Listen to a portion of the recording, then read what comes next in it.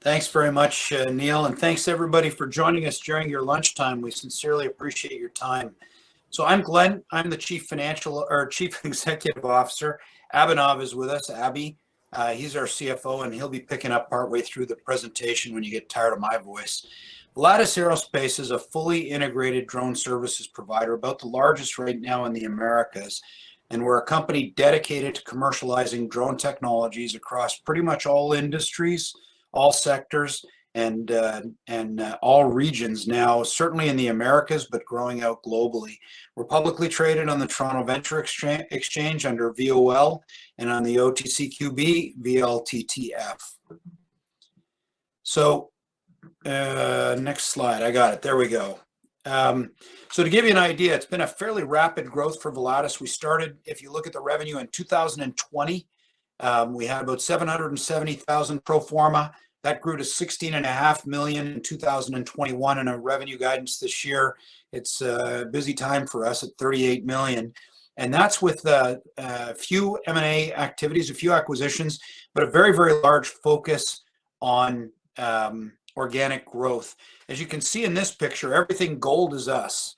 The dark gold in Canada, across the United States, in Bogota, Colombia, and Lima, Peru. Those are all physical presences where we cover the entire countries.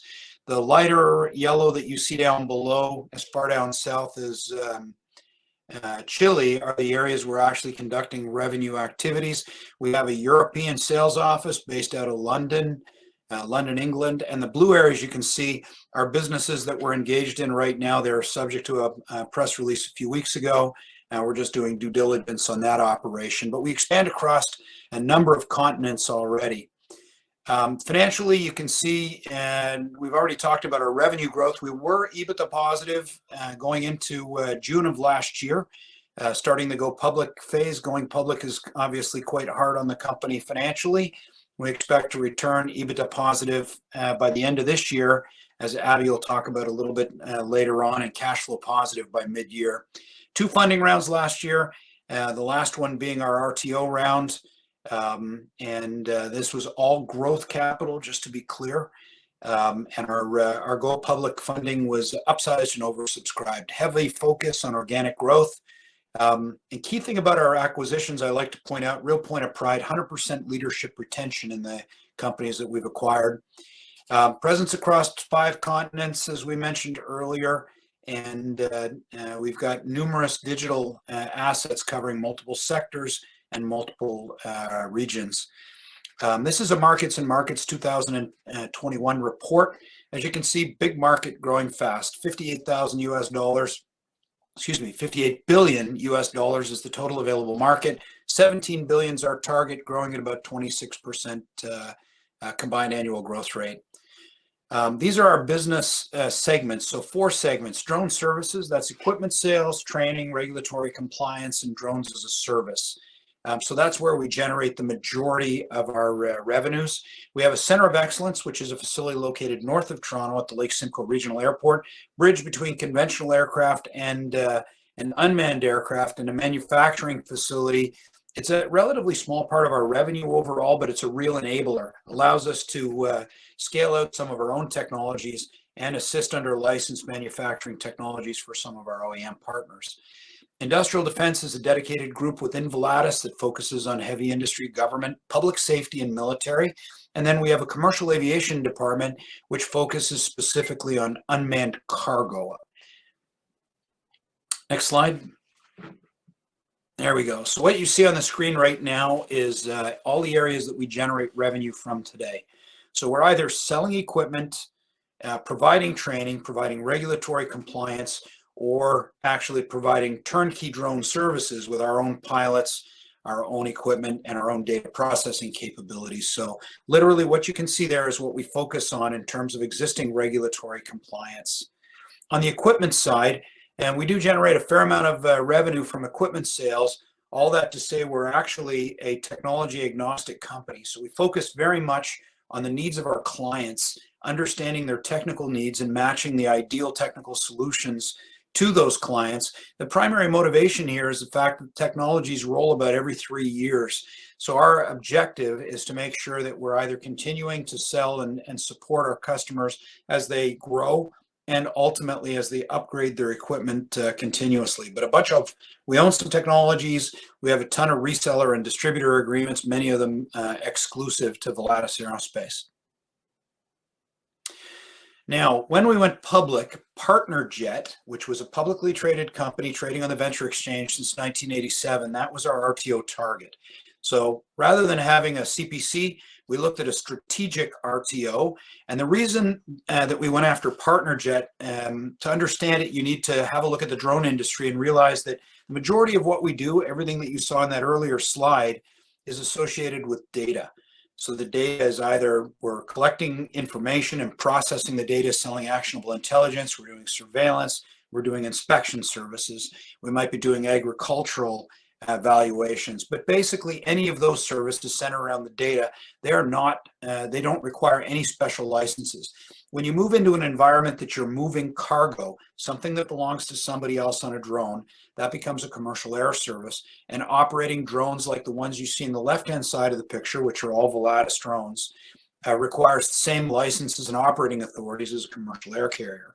So buying PartnerJet and rebranding it Volatus Aviation, we spun off all the non-core business. The company was healthy from a financial standpoint. It was shrinking, healthy balance sheet, but a very, very good safety record and had all the operating authorities. So we got rid of all the non-core business, retained a single aircraft. That's the jet you can see in the middle, which is actually a revenue generating asset for us. But it's effectively a placeholder that allows us to develop the cargo licenses under Volatus Aviation. The small drones that you see right now are the ones that we're using currently. And, I like to tell everybody that Volatus is a commercial industrial company with a blue sky kicker and the airplane in the bottom center of the blue sky kicker. It will be the first commercially certified unmanned or remotely piloted aircraft for cargo activities, and we're the first customer for that aircraft. That should be coming online in 2025. When we look now at the focus on 2022, the two emerging sectors for us are public safety and cargo. In public safety, that's largely because it's just an enormously rapid adoption by the public safety agencies using drones as a first responder. And for those of you that follow us on social media, you've probably seen a lot of activity. We're in multiple trade show events around North America, even this week. But for those that haven't followed us, I'd invite you to look up Volatus on LinkedIn and click to our posts, and you'll see a lot of the activity that's going on in that space. The cargo side, and you notice I use the word cargo and not delivery. When people think about delivery, or if you've looked at some of the other companies that are out there, they're very much focused on urban delivery activities. That's not Volatus. The problem with urban delivery for us is we actually believe it's still a few years away, and even then has some limitations. Whereas the cargo that we do is marine activity, so ship to shore, shore to ship, ship to ship, delivery activities out to oil platforms, then the servicing of remote communities, intra-island like we may have down in the Caribbean, and heavy industrial sites. Those are the areas that we conduct cargo today under the current regulations and regulatory waivers. Corporately, we continue to focus on being, or at least strive to be, a leading consolidator in the industry. It's just it's a natural progression where the industry is right now. But once we acquire companies, that's where the real magic happens. We're quite selective.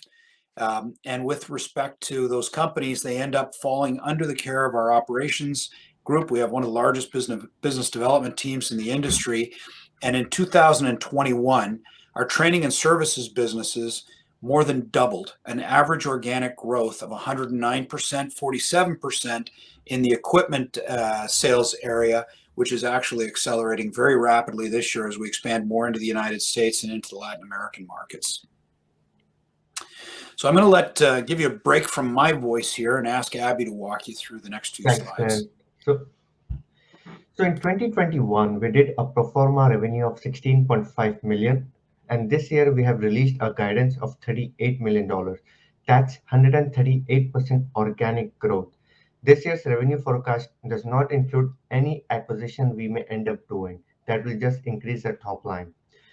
Our blended gross margin for this year is 31%. Until Q3 last year, it was 26%. The reason for the growth in gross margin is twofold. One is the economies of scale we achieved due to our service activities, and second, our status with the as a equipment supplier has changed in most cases from reseller to dealer, or in some cases as exclusive distributor across the globe as well. If we look at our balance sheet, we have a very healthy balance sheet with net equity value of 17.3 million, minimum goodwill. We are forecasting an EBITDA positive business of 1.7% by end of this year. Not great, but at least it will give me some right to brag that we are the only profitable drone company by end of the year. Deep diving into 2022 revenue. So we will generate revenue from US, Canada, and international markets. International markets being Latin America, UK, and some part of the Europe as well. If you will see, we are generating 42% of the overall revenue from equipment and drone technology. And the reason being is when any company or any sector wants to adopt drones, first thing they do is they want to buy drones, sensors, understand the use cases, and test it out themselves. Drone industry exploded during the COVID, and it's still going to that expanded phase of growth. If you look at the drone services, we'll be generating 27% of the overall revenue from services, and the margin from drone services is high. We target a 40% margin. Historically, what we have got is 50 to 55% gross margins. And I would like you to imagine this as an Uber model network because we have 1,200 plus drone pilots with us, and they're not full-time employees. They work with us on a contract basis. Once we get a job from a client, we assign the job to a drone pilot based on the geolocation, the experience, the rating, type of drone and sensors they have. It helps us to execute the mission on a real-time basis, and at the same time keeps our margin high, which is average 50 to 55%. If you look at the service breakdown on the right graph, we are generating 51% from inspection and mining combined of the overall service revenue. And the reason being is these two sectors have matured when it comes to using drones. Whenever a company starts to use drones, the first thing they do is they build their own in-house team, they buy drone, then they have to go through the upgrade cost, maintenance cost, training cost, and insurance expenses. As sectors mature, they understand that rather than having an in-house drone team, it's better off to outsource the operations to one company that can provide them services across all geographies. Volatus becomes their go-to choice, right? It helps them to keep the cost low and execute the missions at the same standard of quality. Infrastructure and construction are the two emerging sectors within the drone services. The reason being is we have a lot of contracts within infrastructure and construction in US and Canada, focused on facade inspection and also on the bridge inspection side. Coming to market comps, we went public at 1.4x multiple, which we are trading lower than that, whereas the industry average is 5x. If you refer to the blue box, 2022 expected EV to rev multiple. We often get compared to Drone Delivery Canada and Dragonfly, and if I have to give you a difference in scale, Dragonfly has a market cap of $100 million, and they're expected to do a revenue of 7 to 8 million for last year. We are half their market cap and double their size in terms of revenue. Drone Delivery Canada has a separate model. Their market cap is 150 million, whereas in Q3 they did a revenue of $7,000. We do that revenue every half an hour right now. Right now, I'm not saying any of these companies are overvalued or industry is overvalued. What I'm saying is Volatus is significantly undervalued, and that's an opportunity for the investors to tap in. Coming to our cap table, we have kept our cap table very tight. 100 million outstanding shares, out of which 24 million, which is 19% on a fully diluted basis, they are free public float. Volatus insiders hold 77 million shares, that is 63% of the overall cap table with them, and we are governed by the escrow condition. It shows the significant skin in the game we have, and we are in for the long game. We have two warrants outstanding. Warrants 1, they were issued as part of the first raise we did last year. They are not publicly traded. The good part about warrants 1 is there is an acceleration clause attached to them. Once we trade at a premium, we'll be able to get rid of warrants 1. Warrants 2 were issued along with the go public round. They are traded on the exchange. We'll have the overhang for the remaining 18 months now. But what's happening is we're getting warrants too in the hands of the friendly shareholders who have on an ongoing basis participated in all our fundraisers previously. Coming to why invest in Volatus. One, we are the only vertically integrated company out there. We have an ability to service all the segments of the market, and we are pursuing a market which is 17 billion in size for us. We have built a sustainable and scalable model. That's an Uber network model I was mentioning. Minimum cost, maximum opportunities to expand. Our larger global presence gives us an opportunity to service large oil and gas and mining companies. These companies, they don't want to work with smaller drone companies, oftenly referred as two guys and a truck. They want to work with one company who can service all their sites at the same quality and on real-time basis without and keeping the traveling cost at minimum. Volatus becomes their go-to choice right now. Lastly, we have a very mature and experienced team. 30 plus years of experience in aviation. You can see Glenn smiling. I'll come to that point very soon. But one thing that differentiates us from anyone else is our ability to execute. We have scaled company from $700,000 to 16.5 million to 38 million in the past 2 years. With that, Glenn, over to you. Oh, you're on mute. That's good. I'm talking to myself again. I can't help but smiling because Abby, we're super proud of him. As a matter of fact, you'll see in the Globe and Mail very shortly, he was named one of the 50 top financial executives in Canada by the Globe and Mail. So there'll be some interesting coverage on that coming up soon. We're very proud of him. But, you know, you look at Luke Massey, Rob Walker, and myself, we all have 40 years of experience. So we've been in the aerospace industry since before he was even in diapers. So quite an embarrassing thing when he talks about all the experience that's here. Really, what I'd like to say at this point is more about the fact that Volatus has another layer of management underneath the senior team. And that's a group of well-educated, very motivated millennial men and women that form up our mid-level corporate management, senior level subsidiary management managers. And with them, what I feel is we've got the perfect balance between energy, experience, and new ideas. And I think that's part of the secret that's the energy behind Volatus. You know, we've had some tremendous growth. As a CEO, I have the good fortune of taking a whole bunch of credit for a whole bunch of things I really didn't do. And it's that team that's actually driving our growth. So that pretty much brings us to the end of our organized presentation. And hopefully we've created a little bit of interest, and whether you invest in the company or not, I'm hoping we've got enough interest that you'll decide to follow us, and really be happy to answer any questions people might have.